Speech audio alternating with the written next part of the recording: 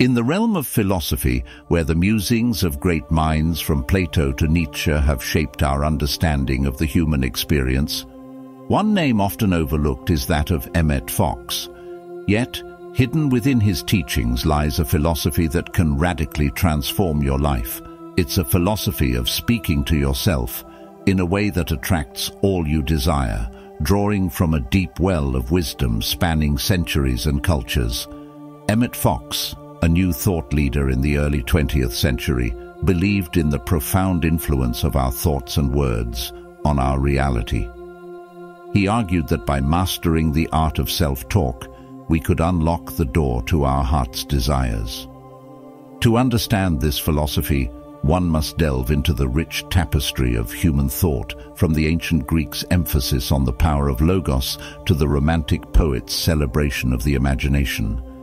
At its core, Fox's philosophy is an amalgamation of beliefs drawn from Christianity, particularly the idea that we are made in the image of a creator and possess divine potential. He argued that we have the capacity to co-create our reality by harnessing the power of our words. This concept echoes the biblical wisdom found in Proverbs 18:21, which declares, "Death and life are in the power of the tongue." His spiritual conviction revolves around the concept that the thought is the thing, thereby aligning with the core principles of New Thought ideology.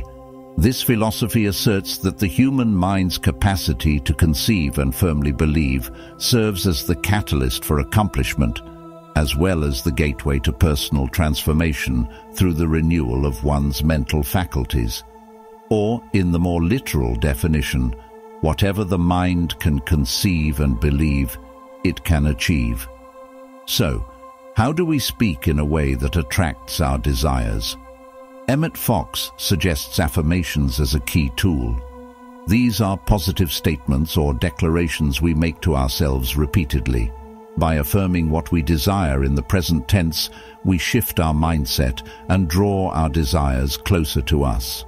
This practice aligns with the German philosopher Friedrich Nietzsche's idea that we have art in order not to die of the truth. Affirmations, like works of art, allow us to create a new, desired truth for ourselves. Consider an everyday example.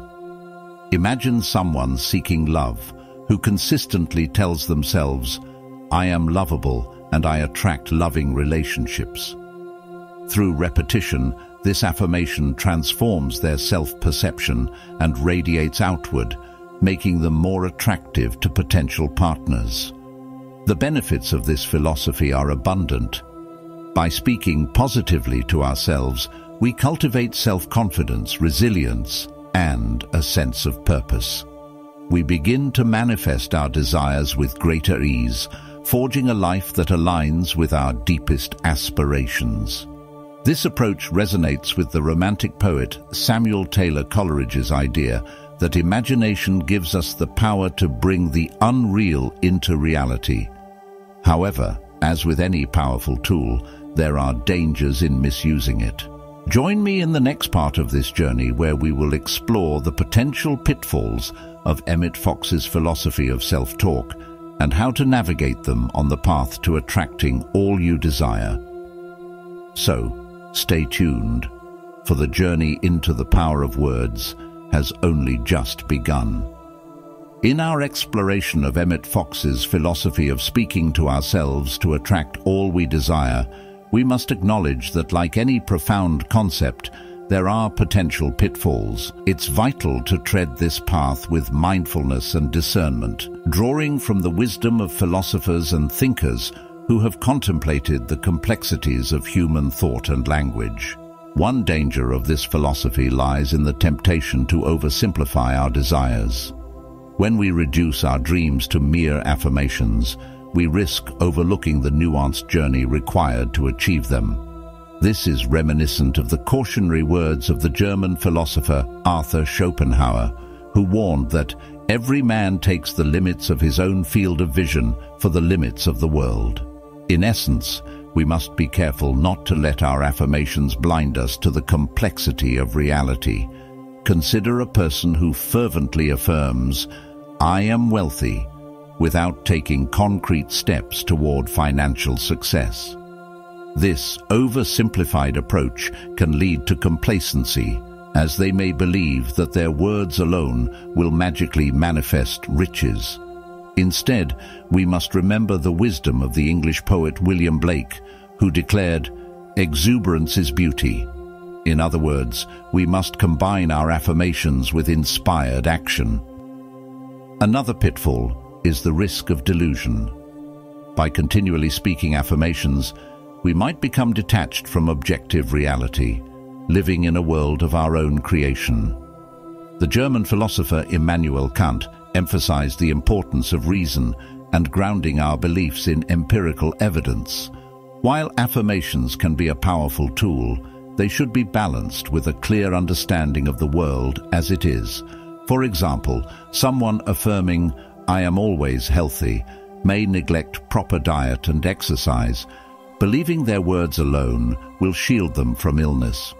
This can lead to neglecting preventative measures and a false sense of invincibility. Furthermore, the philosophy of self-talk can inadvertently foster a culture of victim blaming. If we buy into the notion that our thoughts alone determine our reality, we might wrongly judge others for their misfortunes, assuming they simply didn't think positively enough. This perspective fails to consider external factors, societal inequalities, and the complexities of human existence.